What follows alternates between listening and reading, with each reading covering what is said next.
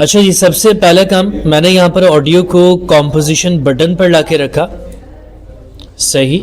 Background colour black कर लेते हैं अगेन। यहाँ पर मैंने सबसे पहले एक टेक्स्ट टाइप किया। अच्छा, एक और चीज़, ये फैक्ट जो आज हम पढ़ने जा रहे हैं वो काफ़ी हैवी है।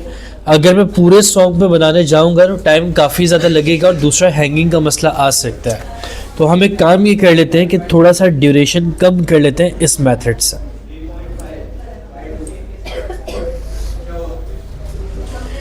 ठीक है, अब क्या होगा, सिलेक्टेड एरिया में ही ये इफेक्ट बनेगा। अब इसके बाद टेक्स्ट टाइप कर लेते हैं।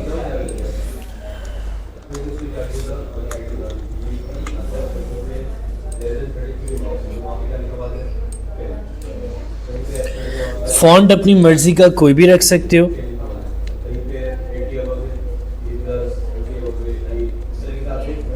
ठीक है, इस तरह का रख लेता हूं। और इतना करने के बाद एंकर पॉइंट इसका बीच में रखा और अलाइन हमने इसे सेंटर और मिडिल किया। सही। इस पे वही स्पेक्ट्रम पार्ट 2 हमारा चल रहा है। तो मैंने ऑडियो पर जाके राइट क्लिक किया और यहाँ पर की फ्रेम असिस्टेंट पे जाओगे और सिलेक्ट करोगे कन्वर्ट ऑडियो टू की फ्रेम्स। इस पे क्लिक करने के बाद यहाँ पर आप देख सकते हो एक और लेयर ऐड हो गई है और आपने इस लेयर पर यू प्रेस किया था। किस किस को डिलीट किया था? लेफ्ट को भी और राइट को भी। सही। इस टेक्स्ट पर जाके एस करना होगा स्केल। ऑल्ट के साथ आप प्रॉपर्टीज ओपन करोगे ताकि एक्सप्रेशन इस पे अप्लाई हो और इसके स्प्रिंग को खींच के हमने स्लाइडर पे रखा था। अब क्या होगा, ऑडियो के हिसाब से टेक्स्ट बाउंस करेगा। कोई मसला? अब मैंने कहा भाई ये बिल्कुल जीरो साइज पर ना जाए, एक एक्चुअल साइज से बड़ा हो, तो हमने इस फॉर्मूला के आखिर में टाइप किया था प्लस स्क्वायर ब्रैकेट 100,100। अब देखते हैं जरा क्या होगा। 100 थोड़ा सा ज्यादा लग रहा है, तकरीबन इसको 80 करना है।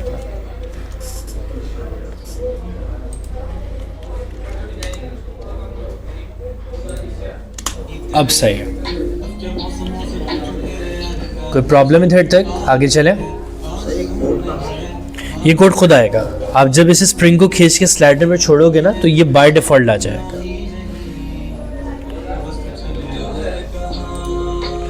अब मैंने कहा भाई इसके बाद मुझे इसमें पहला वाला स्पेक्ट्रम जो पार्ट 1 हमने पढ़ा था वो अटैच करना है। तो आपने इसमें एक सॉलिड ऐड किया, मेक कॉम साइज और ओके।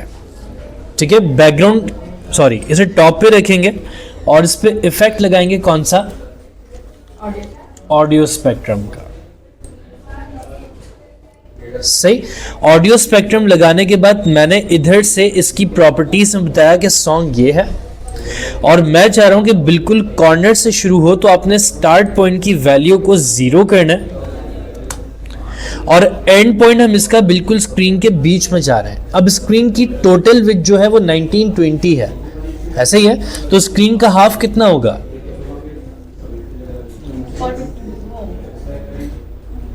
कितना होगा?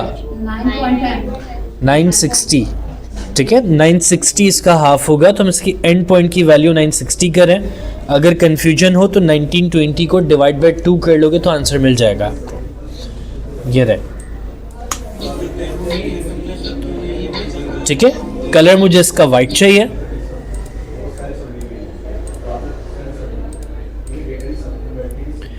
और लाइंस नहीं, मुझे थोड़ी सी ज़्यादा सॉलिड वेव्स चाहिए जिसके लिए बैंड्स हम बढ़ा लेते हैं।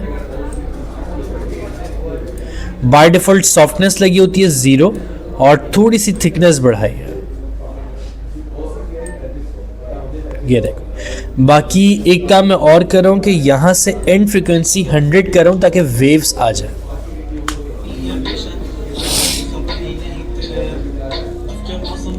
ठीक।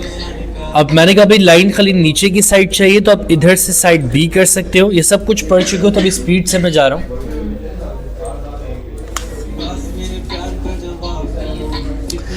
अब इसके आगे जो प्रोसेस है सारा नया होगा। तो ये तो खैर 2 चीज़ हमारी हो गई।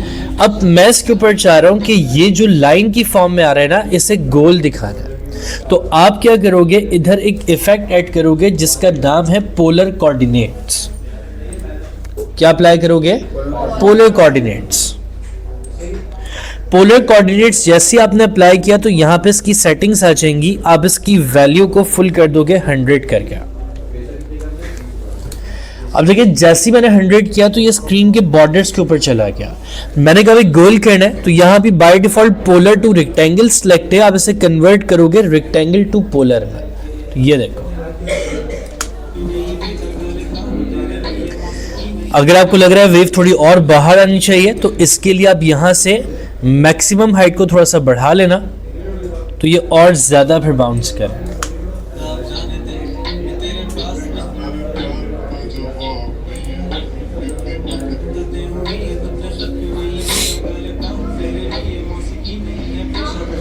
कोई मसला? आगे बढ़े। अभी क्या हुआ? वो हैंगिंग शुरू हो गई थी। अब मैंने कहा भाई ये हाफ तो आ रहा है, मुझे रिमेनिंग हाफ भी कंप्लीट करना है, जिसके लिए एक और इफेक्ट ऐड करोगे जिसका नाम है मिरर। सही। अब मिरर की वैल्यू भी 960 करोगे क्योंकि एक 960 पे आपकी लेफ्ट साइड बन गई, दूसरे 960 पे आपकी राइट साइड बन गई। अब ये देखो,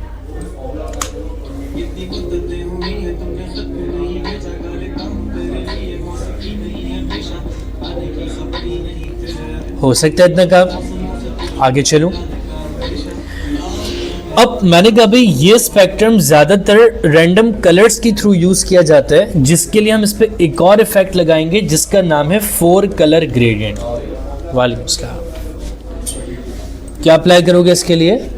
4 कलर ग्रेडियंट। मैंने 4 कलर ग्रेडियंट को भी ड्रैग करके इसी पर रखा और ये पॉइंट्स जितने ज्यादा करीब होंगे कलर उतना प्योर नजर आएगा।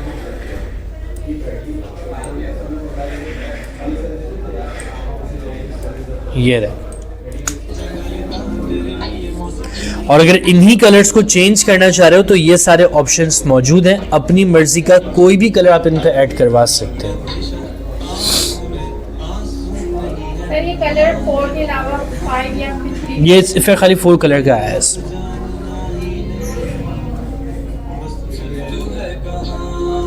सर ये एक ही सॉलिड में आपने सब? हाँ, एक ही सॉलिड पर सारा काम चल रहा है। अलग अलग भी करना चाहते हो उसमें भी यार? नहीं, आपका सारा इफेक्ट एक ही लेयर पे बन रहा है तो एक ही लेयर पे सारा काम करना होगा। ठीक है। जिस लेयर पे मेन आपका ऑडियो स्पेक्ट्रम है ना, सारा काम उसी लेयर के ऊपर ही करना है। अच्छा, एक और चीज, कुछ लोग तो ऐसे भी इसे इस्तेमाल करते हैं, कुछ लोगों को थोड़ा सा ये ब्लरी पसंद होता है। अगर इसे ब्लर लुक देना चाह रहे हो तो उस पर एक इफेक्ट और लगा देना जिसका नाम है सीसी लाइट बर्स्ट। ठीक है, मैं इसे भी इसी लेयर पर ड्रैग कर रहा हूं। अब देखो क्या होगा, ये थोड़ा सा ब्लर हो जाएगा। एक रोशनी वाला, एक लाइटिंग वाला एक इफेक्ट आपको देगा। अब थोड़ा हैंग हो रहा है, जब ये एक बार पूरा प्ले हो जाएगा खुद ही स्मूथ हो जाएगा फिर यार।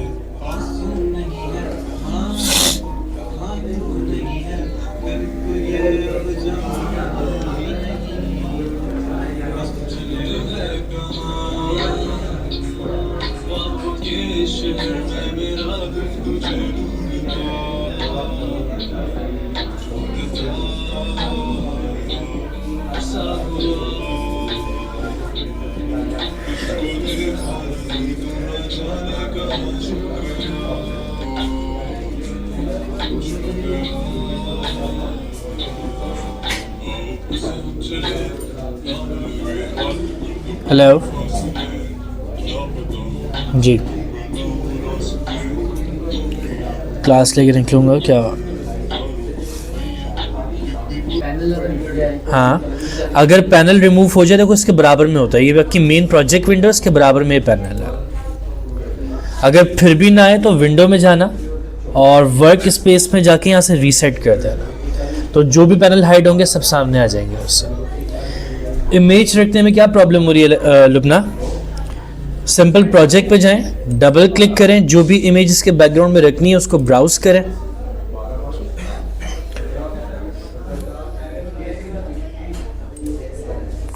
कोई भी एक इमेज फिलहाल हम लगा देते हैं।